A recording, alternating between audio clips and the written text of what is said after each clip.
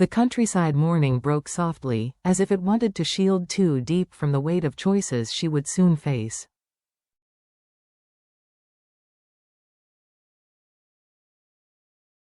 Mist curled above the rice fields like a veil, and the faint crow of roosters drifted into her modest home.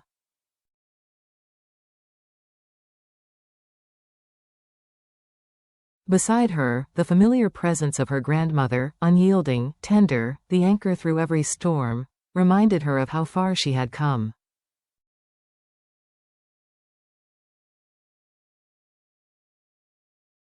"You're up already? Did you sleep well?" her grandmother asked gently, her words wrapping around Diep like a warm blanket.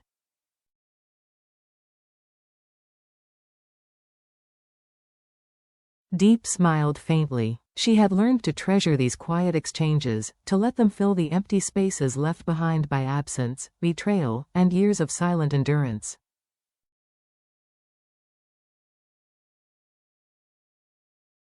With little Nhi, the girl she had chosen as her own, she began her day the way she always did, by packing baskets of smoked pork, fragrant and seasoned with care, ready for the market.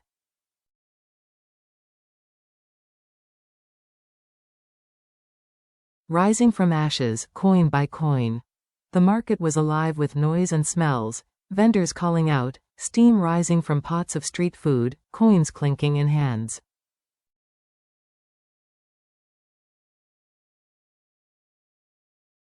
Diep's stall had become a familiar stop for many.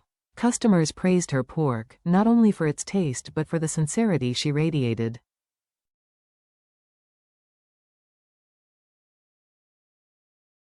It wasn't just food, it was survival, it was resilience seasoned into every piece.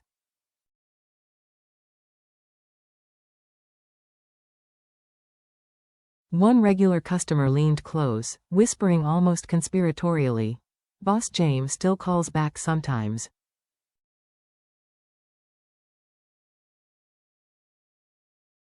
"He asks about your grandmother." The words stopped Diep's hands for the briefest of moments.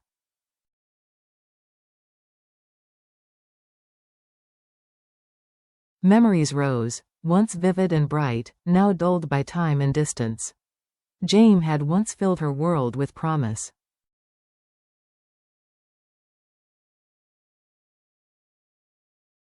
Now, he was just a shadow flickering at the edges of her life. Still, she smiled, straightened her back, and sold another portion of pork.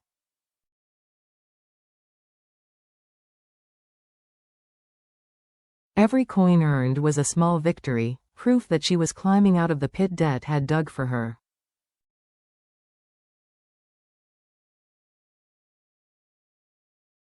Later that day, a nervous young mother approached her stall.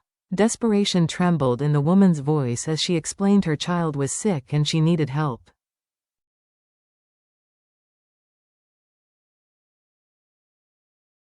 She mentioned her brother, once an employee of James. Diep didn't hesitate. She knew what desperation felt like.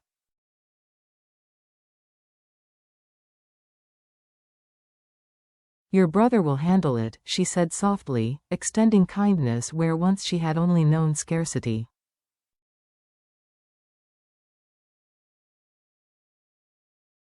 By the end of the day, her basket was almost empty. She counted her earnings with quiet pride, 2 million in sales, 1 million in profit.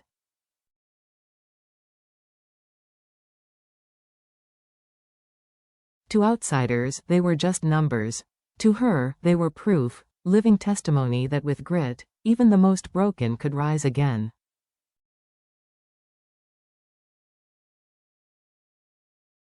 The bonds that survived. As rain darkened the skies, Diep and little Nhi walked to visit James' mother.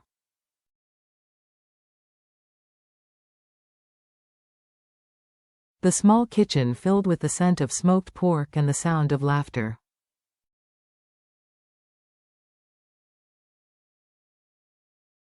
Once, these two women had been strangers, bound only by a man who had left them both.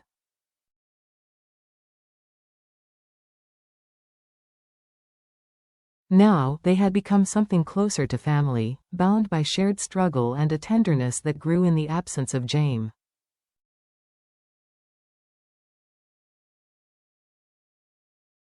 His mother spoke quietly, almost as if she feared the words themselves might unravel Diep's hard-won peace.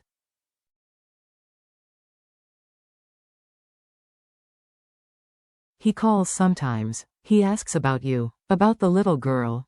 Each word rippled through Diep like a stone across still water, disturbing the calm she had fought to protect.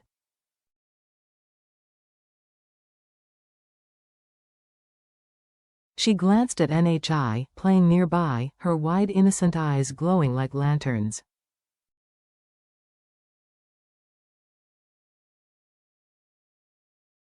Nhi was not her flesh and blood, yet she had become her greatest blessing, the reason Diep smiled, endured, and rebuilt her world.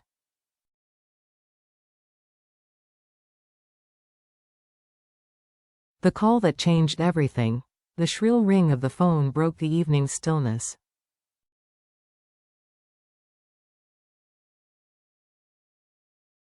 The number was foreign. Diep steadied her voice, though her hands trembled. Hello?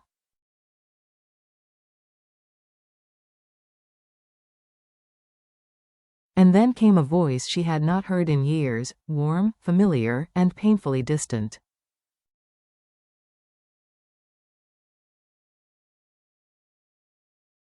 Diep, I'm coming back to Vietnam. Tears filled her eyes before she could stop them.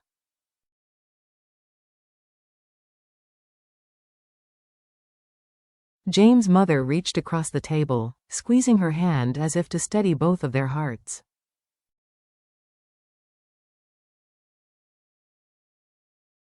The man who had once left her in ruins was returning, but this was not the same woman he had left behind.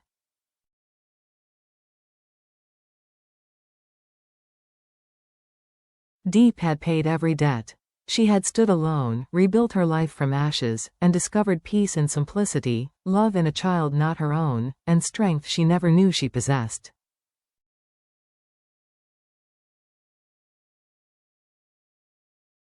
Now she faced the question she had long avoided. Would she open her heart again, love tested by time?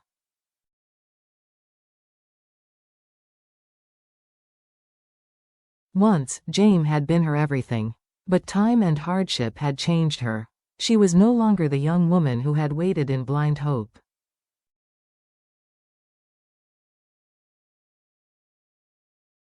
She had become stronger, steadier, and self-reliant. As the rain tapped gently against the windows and the fire crackled in the hearth, Diep understood something clearly. Jame's return was not about resurrecting the past.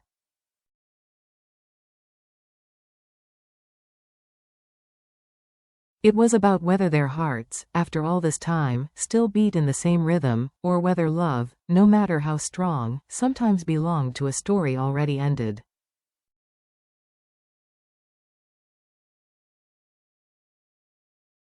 The storm outside faded. Inside, the winds of change had only just begun.